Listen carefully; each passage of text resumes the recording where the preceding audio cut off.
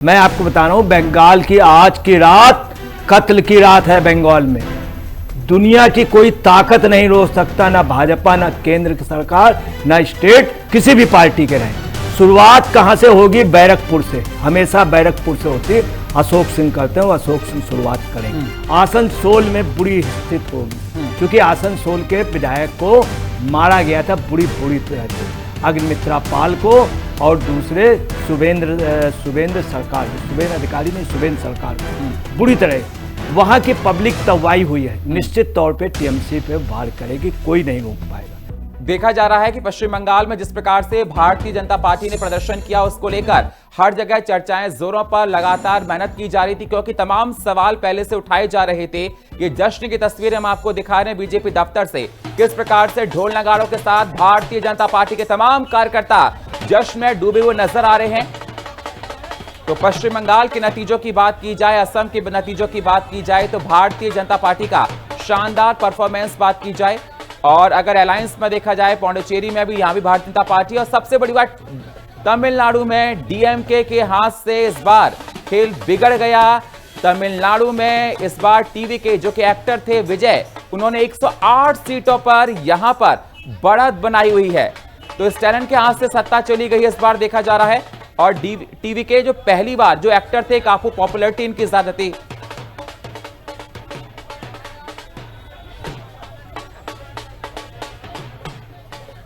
और हमारे साथ चर्चा करने के लिए तमाम वरिष्ठ पत्रकारों का पैनल हमारे साथ जुड़ चुका है। हमारे साथ नीरज मेहरा जी, स्वागत है नीरज जी आपका। अजय पत्रकार, वरिष्ठ पत्रकार हमारे साथ हैं, स्वागत है सर आपका।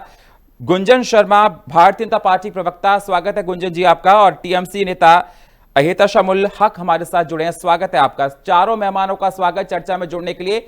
सबसे पहले नीरज जी, मैं आपके पास आना चाहूंगा, क्योंकि देखा जा रहा है 5 राज्यों के नतीजों के रिजल्ट्स निकलकर ऑलमोस्ट सामने आ गए हैं। आपका रिएक्शन सबसे पहले। नहीं, निश्चित रूप से एक जो बात कही जाती है लगातार भारतीय जनता पार्टी की ओर से कि भारतीय जनता पार्टी 24 घंटे और 7 दिन चुनावी मोड में रहती है, वो सामने नतीजे जो आए हैं जिस तरीके से, वो साबित भी करता है निश्चित रूप से। और चाहे आप थोड़ा सा पीछे अगर हम बात करें, तो एक बड़ी चीज जो है कि आपने देखा कि 10 साल बाद जब जम्मू कश्मीर में चुनाव हुए थे, तो वहां करीब 800 केंद्रीय पुलिस बल लगाया गया, सेना की कंपनियां लगाई गई। और पश्चिम बंगाल इतना छोटा राज्य होने के बावजूद भी, इतनी सारी चीजें होने के बावजूद भी, भारतीय जनता पार्टी को वहां केंद्र सरकार को 2400 से अधिक सेंट्रल फोर्सेस की कंपनियां लगानी पड़ी। और मुझे लगता है कि मंगल को मछली भी खानी पड़ी और प्रधानमंत्री को झाल मूली भी खानी पड़ी। तो निश्चित रूप से भारतीय जनता पार्टी के लिए एक अच्छा समाचार भी है, अच्छा संदेश है कि पश्चिम बंगाल जो लगातार लंबे समय से ममता बनर्जी का वहां शासन चल रहा था, और इनकी योजनाएं जो थी, कहीं ना कहीं जनता उससे संतुष्ट नहीं थी। और जो भारतीय जनता पार्टी के द्वारा योजनाएं बताई गई, जो चीजें दिखाई गई, कानून व्यवस्था हो या अन्य कई चीजें हो, विकास की बात कही गई हो, हिंदुत्व की बात कही गई हो, तो मुझे लगता है उसका असर हुआ है। और निश्चित रूप केरल में चत्तूर सीट से भारतीय जनता पार्टी के उम्मीदवार जीते, बड़ी जानकारी। बीजेपी उम्मीदवार बीबी गोपा कुमार 4012 वोटों से जीते हैं। कोझिकोड के पडम्मा सीट से यूएलएमएल के प्रत्याशी जीते हैं, यह अहम जानकारी आपके साथ हम साझा कर रहे। केरल में चत्तूर सीट से भारतीय जनता पार्टी के उम्मीदवार जीते, गोपा कुमार 4012 वोटों से जीते हैं। कोझिकोड के पडम्मा सीट से यूएमएल के प्रत्याशी फातिमा जीती हैं। तो केरल में चत्तूर सीट से बीजेपी उम्मीदवार जीते हैं।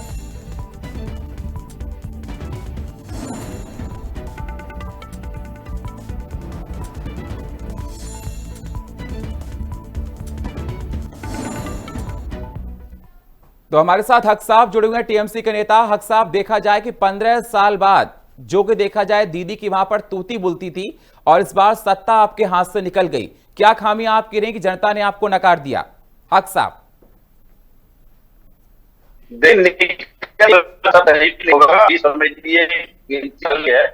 ये अभी बढ़त है, भारतीय जनता पार्टी की बढ़त निकल गई नहीं है, इसलिए कि अभी 20% वोट की गिनती हुई है, अभी 80% गिनती भी है। हम समझते हैं कि अभी पूरा जब में गिनती जब हो जाएगी, हम उम्मीद करें कि इससे जो है हमारे जो है, हम लोगों ने जो लोगों से कहा कि 2 सीट हम लोग देखिए 2-2 सीट जरूर लाएंगे, थोड़ा सा समय का इंतजार है, थोड़ा सा थोड़ा सा वेट कीजिए।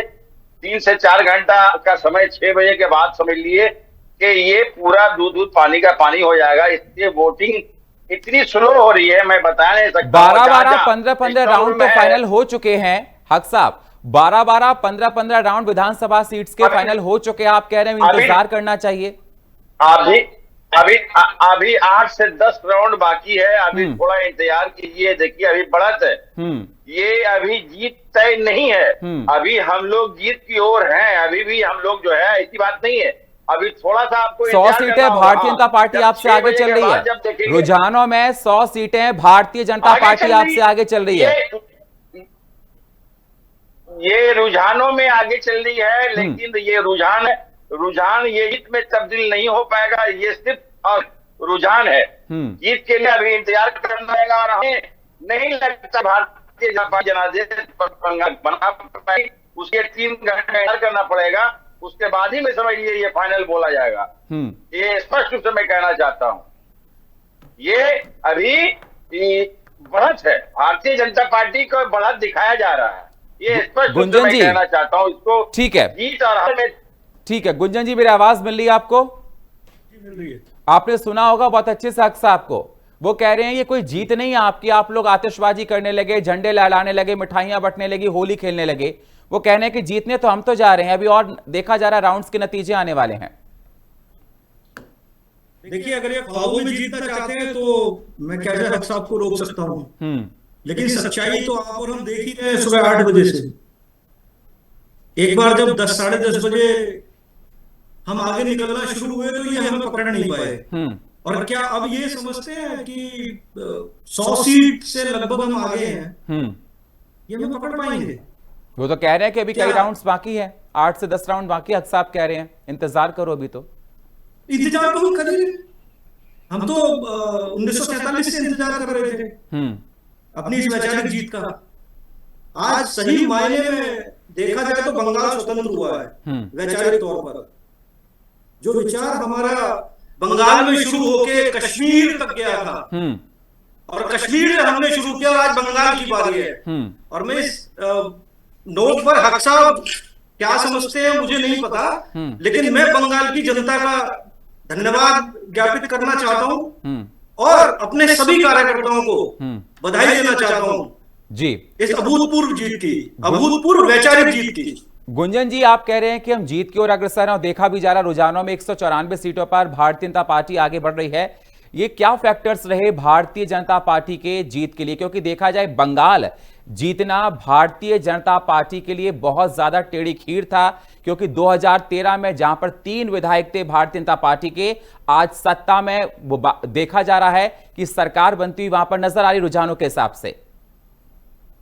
देखिए भय मुक्त, भ्रष्टाचार मुक्त, और हमारी जो बहनों ने वोट किया बिल्कुल भय से अलग होकर, किसी भी लालच से मुक्त होकर, और विचार के लिए उन्होंने वोट किया, अपनी बेटियों के लिए वोट किया, अपने बच्चों के लिए वोट किया, और वहां के युवाओं ने रोजगार के लिए वोट किया।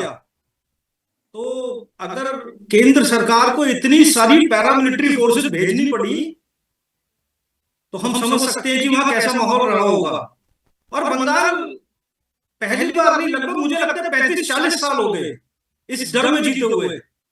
आज ये बिना डर का चुनाव हुआ है। भाई साहब मैं आपको बता रहा हूं, आप इसको समझिए। ये असली, ये बंगाल का मैं कहूं पिछले 50 साल में पहला ऐसा नतीजा हम देख रहे हैं जो भय से मुक्त है। ये एक्चुअल चुनाव हुआ है इस बार। तो देखो आ रही है गुंजन जी, जिसको जरा ठीक कराइए, फिर मैं आपके पास आता हूं। हमारे साथ अजय जी, वरिष्ठ पत्रकार हमारे साथ जुड़े हुए हैं। ये बिल्कुल सही बात है गुंजन जी ने कही, और देखा भी गया कि जब भी बंगाल का चुनाव होता था तो देखा वहां पर जाता था कि वहां खून से नहाया जाता था। और ये पहली बार देखा गया इतिहास में जब बंगाल का चुनाव हुआ है जहां पर खून का वहां पर एक भी तिनका देखने को नहीं मिला, खून बिल्कुल भी दिखाई नहीं दिया, बिल्कुल साफ सुथरा चुनाव हुआ है। ये देखा जाए बंगाल की अगर बात की जाए, जिस प्रकार से वहां पर भारतीय जनता पार्टी ने परफॉर्मेंस दी है, अजय जी उसको लेकर आप क्या कहना चाहते हैं? देखिए, बंगाल के इतिहास में पहला चुनाव है जो बगैर हिंसा हुआ, कोई मृत्यु नहीं हुई। इसके पहले मैं आपको बता रहा हूँ, जब कम्युनिस्टों का शासन था, हमने चूंकि वहाँ रिपोर्टिंग की है, तो वहाँ पर वोटर लिस्ट दी जाती थी 10-10, इंक बिगाड़ने वाला वो दिया जाता था ताकि आप इंक बिगाड़ सके। आलू दिए जाते थे, आलू का मतलब होता था बम, और बम बनाना सिखाया जाता था, कैसे पोटास कैसे आप बनाएंगे, बांधेंगे, ये सब वहाँ चलता था। जिस समय इलेक्शन होता था उस समय शाम को अस्पतालों में, जिला अस्पतालों में ट्रक से या मेटाडोर से लोग लाए जाते थे। एक एक ट्रक में पता चला 33-35 लोग आते थे, किसी का हाथ टूटा, किसी के यहाँ खून निकल रहा, किसी का कहीं, ये इस बार ऐसा नहीं हुआ। वही आपको बड़ी खबर आ रही है आपके साथ, हम साझा करना चाहेंगे। तमिलनाडु में कोलाथूर सीट से एमके स्टालिन पीछे चल रहे हैं। एमके स्टालिन 7,000 से ज्यादा वोटों से पीछे चल रहे। यह अहम जानकारी तमिलनाडु के कोलाथूर सीट से आ रही है। एमके स्टालिन पीछे चल रहे, 7,000 वोटों से एमके स्टालिन पीछे चल रहे। ये बड़ी जानकारी आपके साथ हम साझा कर रहे। कोलाथूर सीट से एमके स्टालिन पीछे चल रहे हैं। आपको भी बता दें, सभी चीफ मिनिस्टर अपना जनाधार खो चुके हैं, और शायद ये जीत सनातन की हो गई है। स्टालिन का बुरी तरह से हारना, स्टालिन के खिलाफ सनातन उनके पीछे पड़ गया। स्टालिन ने सनातन का जबरदस्त विरोध किया, मलेरिया और है, वो पीछे डेंगू है। दूसरी आपको बताना, सनातन का जिसने बड़ा ज्यादा विरोध किया वो खड़गे के लड़के ने किया। वो भी जहां जहां गया है वहां हार हो गई। केरल में जहां जहां गया, तमिलनाडु जहां गया, एक भी सीट वहां से नहीं जीत रहे। पांडिचेरी में जहां गया बुरी तरह से हार हो रही। ममता बनर्जी दोनों सीटों से अपना जनाधार खो चुकी। जनाधार खोने के बाद उनके क्षेत्र में जय श्री राम के नारे लग रहे हैं। लोगों ने मतदान के दिन भी उनसे जय श्री राम कहा, और यही नहीं, पिटाई भी शुरू हो गई है। मैं आपको बता रहा हूं, बंगाल की आज की रात कत्ल की रात है। बंगाल में दुनिया की कोई ताकत नहीं रोक सकता, ना भाजपा, ना केंद्र की सरकार, ना स्टेट, जो रात में गुंडों की पिटाई ना हो, किसी भी पार्टी के रहे। शुरुआत कहां से होगी? बैरकपुर से, हमेशा बैरकपुर से होती है। अशोक सिंह करते हैं, अशोक सिंह शुरुआत करेंगे। आसनसोल में बुरी स्थिति होगी, क्योंकि आसनसोल के विधायक को मारा गया था बुरी तरह से, अग्निमित्रा पाल को, और दूसरे शुभेंद्र सरकार को, शुभेंद्र अधिकारी नहीं, शुभेंद्र सरकार को बुरी तरह। वहां की पब्लिक तबाही हुई है। निश्चित तौर पे टीएमसी पे वार करेगी, कोई नहीं रोक पाएगा। इसके अलावा आपको बता दें, ये जो चुनाव हुआ है, ये लोकतंत्र के लिए सबसे अधिक, हिंदुस्तान के इतिहास में, वर्ल्ड के इतिहास में सबसे अधिक मतदान, 93% मतदान ने निर्णय दिया। इसका मतलब ये निर्णय बहुत बड़े जनाधार का है।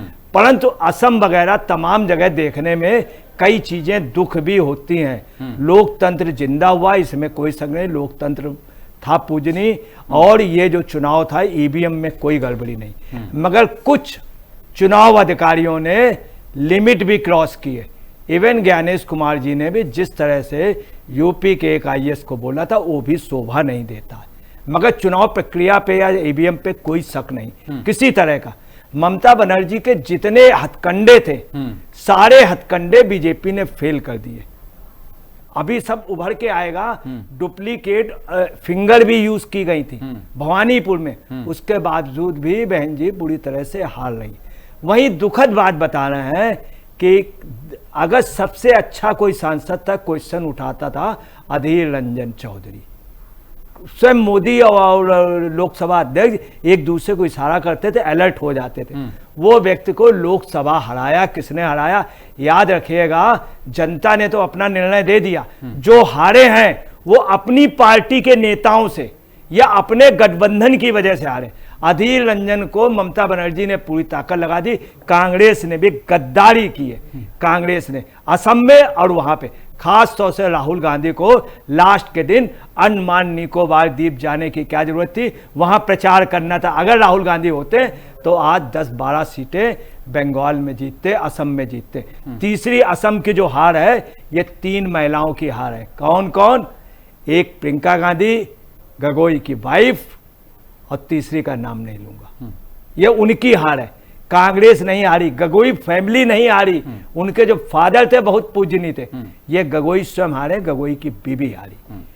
उसके अलावा आपको बता दें तमाम लोग ऐसे हारे जिनसे, जैसे अधीर रंजन को, अधीर रंजन के लिए एक बहुत योग्य वो था। यही नहीं, तमाम ऐसे बंगाल में कांग्रेस के अच्छे अच्छे नेता हार गए।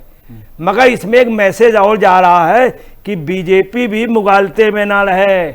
नॉर्थ ईस्ट में ऐसा नहीं कि पूरे पूरे जीत गए। दार्जिलिंग जैसी सीट में जो इनकी परंपरागत गढ़ थी, गोरखा प्रजातांत्रिक मोर्चा के जो है वो आगे थी बीजेपी से, वो जीत रहे। यही नहीं, वहां की एक दूसरी सीट में भी यही पोजीशन।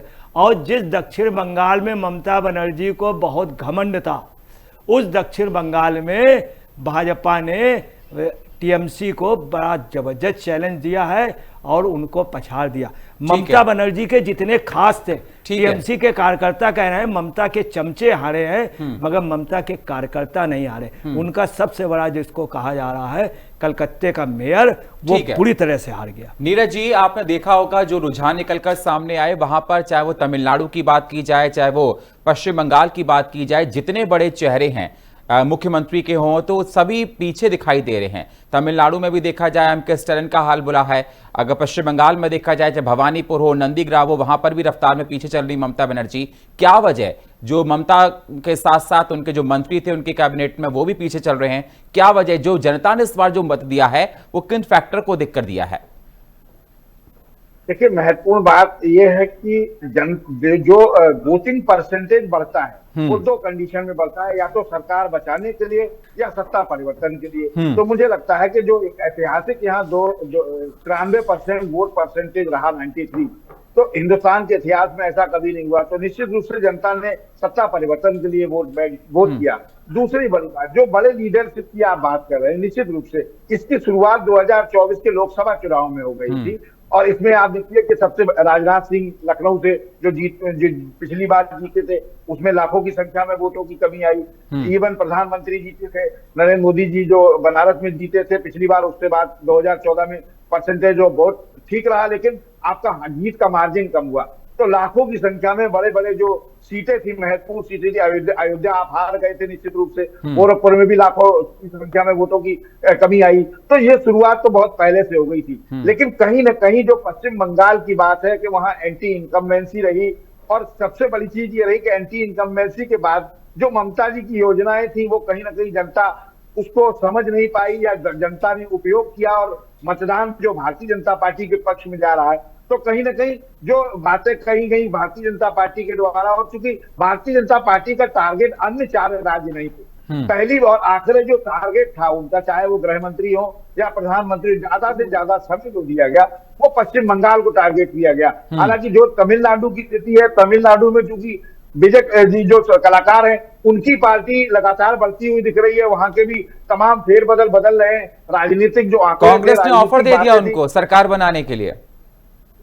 निश्चित रूप से जो तो ये तो चूंकि राजनीति का एक पार्ट है, कब कौन किसको अपनी झोली में गोद में बिठाएगा, कौन किसके साथ जाएगा, जैसे जैसे नतीजे और आगे आते जाएंगे उसके बाद तमाम राजनेताओं के बयान भी आते रहेंगे। लेकिन अभी बहुत सारी सीटें टीएमसी की ऐसी हैं जहां उनके 1000 से भी कम का अंतर चल रहा है, कहीं 2000 है, कहीं 500 है, कहीं 1700 है। लेकिन इसको इस बात से मैं सहमत हूं कि जब तक परिणाम ना आ जाए तब तक बहुत सारी बातें कहना अभी जल्दबाजी होगी, क्योंकि जो 1000 और 1500, 1800, 1200 का मार्जिन है वो कोई बहुत बड़ा मार्जिन नहीं होता है। 2 और 3 बूथों पे बदल सकता है वो। तो अभी बहुत सारी चीजें हैं जिसके परिणाम आने के बाद ही तमाम चीजों को कहा जाए ज्यादा ठीक है। लेकिन निश्चित रूप से भारतीय जनता पार्टी के लिए खुशी की बात है कि एक तो उन्होंने ममता बनर्जी वाला जो किला उनका एक सपना था, एक आखिरी स्टेज ये थी कि हम हर कीमत पे पश्चिम बंगाल जीते, जिसके लिए जो मैंने पहले कहा कि मंगल को मछली भी खानी पड़ी और झाल मूली भी खानी पड़ी, तो वो निश्चित रूप से कहीं ना कहीं उनके लिए कामगार साबित हुआ और निश्चित रूप से वो सत्ता में वापसी कर सकते हैं। जी गुंजन जी, देखा जाए ममता बनर्जी ने पहले भी आप पर तमाम आरोप मढ़े थे और देखा जाए लगातार उन्होंने अभी कुछ दिन पहले स्ट्रांग रूम के बाहर कहा था कि वहां पर बेईमानी हो रही है। उन्होंने तमाम सवाल इलेक्शन कमीशन के ऊपर उठाए, कहा सेंट्रल इलेक्शन कमीशन के साथ मिलकर बीजेपी वहां पर ट्रांसपेरेंसी के साथ चुनाव कंडक्ट नहीं करा रही है। लगातार ममता बनर्जी ने सवालों खड़ा किया था। इसके साथ साथ अखिलेश यादव ने भी ममता बनर्जी के सुर में सुर मिलाए थे। गुंजन जी, देखिए, ममता जी बहुत बड़ी नेता है और अगर उन्होंने ये कहा तो उन्होंने पहले ही आज का रिजल्ट देख लिया था। आज का जो उन्होंने नतीजा देख लिया अपने स्क्रीन पर, वो में इको प्रोड्यूस हो रहा है। गुंजन जी, आपकी आवाज में इको प्रोड्यूस हो रहा है। गुंजन जी, जरा उसको ठीक कीजिए, फिर मैं आपके पास आऊंगा, क्योंकि आपकी आवाज मेरे पास बिल्कुल सही नहीं आ पा रही है। हक साहब मेरे साथ जुड़े हुए हैं। हक साहब, ये कहा जा रहा है साफ तौर पर कि आपकी बहुत सारे नीतियां जनता ने वहां पर उनको नकार दिया। जो जनादेश मिल रहा उसको लेकर यह कहा जा रहा है कि जनता आपके कार्य से खुश नहीं थी। कई इलाकों में महिलाओं को निकलना मुश्किल हो रहा था। मिनी पाकिस्तान कुछ इलाकों का बोला जा रहा था। लॉ एंड ऑर्डर प्रॉपर नहीं था। जनता ने वही नाराजगी मतों के माध्यम से दी है। नहीं, इस तरह की बात नहीं है। अभी जनता, देखिए, जनता ने जो जनादेश दिया है, अभी मैं दोबारा बोलना चाहता हूं, अभी तक क्लियर नहीं हुआ। अभी पहले हमारे जो वक्ता बहुत अच्छे बोल रहे थे कि कहीं 1000 कहीं 1500 का मार्जिन से है, इसलिए इसको जीत नहीं बोल सकती है, वो बढ़न बोल सकते हैं। तो जब तक ये क्लियर नहीं होती है तो इस बात का कोई भी एक्सप्लेन करना सही नहीं होगा। लेकिन अब आप आ जाइए एनआरसी का डेटा के हिसाब से अगर आइएगा तो आज भी लगातार चौथी मर्तबा कोलकाता को समझ लिए कि सबसे सेफेस्ट सिटी करार दिया गया। ये बात नहीं है। पश्चिम बंगाल बहुत ही समझ लिए हर एंगल से अच्छी है, लेकिन क्या है, ये भारतीय जनता पार्टी इस तरह की नैरेटिव तैयार करने की एक कोशिश कर रही है। लेकिन देखिए, जो भी हुआ है, अब ये तो ऑलरेडी कुछ ही क्षण का बाकी, हम समझते हैं 2 घंटा के अंदर डिक्लेयर हो जाएगा। 2 घंटा के अंदर कौन किसके, मतलब 3:30 तो बज चुके हैं सर, वोटिंग मिलेगी। 3:30 तो बज चुके हैं, काफी रुझान क्लियर हो गए। वोटिंग की गिनती बहुत स्लो चल रही है। आप देख लीजिए, पूरा एनालिसिस करके देखिए, वोटिंग की गिनती इतनी स्लो चल रही है। खासकर ये जो उनके इलाके, भारतीय जनता पार्टी के जो इलाके, उनके समझिए स्ट्रांग रूम में, उनको समझिए टेबल पर रख करके उनको आगे बढ़ाया जा रहा है। अरे आप इस बात का आरोप लगा रहे स्ट्रांग रूम को लेकर सर। आप मतलब आरोप, जब स्ट्रांग रूम को लेकर आप पहले से भी आरोप लगाते जा रहे हैं। साहब एक सेकेंड, अरे ये मतलब 100 अगर आप जीत जाएं तो स्ट्रांग रूम पर कोई भी नहीं है, अगर आप हारने लगे तो स्ट्रांग रूम पर आप सवाल खड़े करेंगे। ये पहले से आप लोगों की नीतियां रही ईवीएम को लेकर। 15 साल से सत्ता आपकी थी, तब ईवीएम पर कोई शक नहीं था। मैं बोल रहा हूँ स्ट्रांग रूम में गिरी जो है बहुत स्लो चल रही है। मैं ये बात बोल रहा हूँ। मैं बात समझ, मैं कोई आरोप नहीं लगा रहा हूँ। मैं बोल रहा हूँ कि गिनती बहुत स्लो चल रही है। इंतजार कीजिए, फिर समझ में आ जाएगा। नहीं, ममता बनर्जी पहले से आरोप लगा चुकी है ना स्ट्रांग रूम को लेकर तमाम। वो पहले देखा, सुप्रीम कोर्ट भी गई थी, सुप्रीम कोर्ट से फटकार लगी। जो बैठे हुए ममता बनर्जी, वो अपनी सीट भारी मतों से जीत रही है। फिरहाद हकीम जो हमारे अभी सामने बैठ करके एनालिसिस कर रहे थे कि बैरकपुर से स्टार्ट होगा दंगा और आसनसोल में होगा और वहां होगा, ये भविष्यवाणी कर रहे हैं। दंगा तो पहले से होते आए हैं बंगाल में। दंगा तो सपने, आसनसोल में क्या क्या दंगे हुए। वो बोल रहे हैं कि ममता बनर्जी हार रही है और ये हम नहीं, वहाँ के रिजल्ट आ रहे हैं, जो आ रहे हैं, राउंड की काउंटिंग आ रही है, नतीजे वहाँ हर चीज दर्शा रहे हैं, साफ नतीजे दर्शा रहे हैं। आप कैसी बातें कर रहे हैं? मणिपुर में आगे भी निकल सकती हैं, मगर जो मतदान आ रहे हैं राउंड के, किसी राउंड में कोई आगे हो रहा है, किसी राउंड में कोई पीछे हो रहा है। वो होता है जब अलग अलग वार्ड से होते हैं, कहीं किसी का मत ज्यादा है, सुबेद अधिकारी भी एक राउंड में पीछे हुए हैं, किया है नंदीग्राम में सुबेद अधिकारी भी आगे पीछे हुए हैं एक राउंड में, और अग्निमित्रा पाल भी पीछे हुई है, ये बात समझ रहा सुबेद सरकार भी पीछे हुए हैं। गुंजन जी मेरी आवाज मिल रही है आपको? हक साहब अभी भी इस बात को मानने को तैयार नहीं। वो कह रहे हैं कि जीत हमारी होगी। रुझानों में बहुत कह रहे हैं कि बदलाव होगा। अभी देखना होगा 4-5 बजे वो कह रहे हैं कि हमारी सरकार फिर से बनती हुई नजर आएगी। वो कह रहे हैं अभी इस बात पर आप प्रसन्न मत होइए, खुशी मनाइए।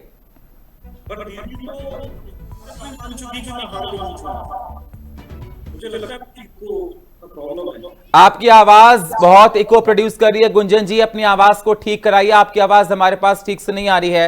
रिक्वेस्ट हम आपसे कर रहे हैं, आप क्या बोल रहे हैं मेरे पास नहीं आ रहे। लेकिन अजय जी मेरे साथ वरिष्ठ पत्रकार बैठे हुए हैं, मैं उनसे जानना चाहूंगा क्योंकि बहुत करीबी से उन्होंने कई बड़े बड़े चुनाव को वहां कवर किया है। देखा जाए तस्वीर 3:30 बज गई हैं, ऑलमोस्ट देखा जाए कि तस्वीर साफ होती नजर आ रही है। उसके बाद भी टीएमसी के नेता इस बात को मानने के लिए तैयार बिल्कुल नजर नहीं आ रहे हैं। वो कह रहे हैं कि जीत हमारी होगी, बीजेपी जो भी चल रहा है वो उलटफेर होगा। देखिए, हक साहब का अपना अनुमान है, परंतु एक ये है चूंकि 100 सीटों का लगभग 90 सीटों का अंतर है, तो मान लीजिए कितना कवर होगा, 50 सीट होगा, 60 सीट होगा। तो इसलिए जो एक ट्रेंड आ गया है सब सीटों का, तो उससे ये स्पष्ट है कि भाजपा आगे है।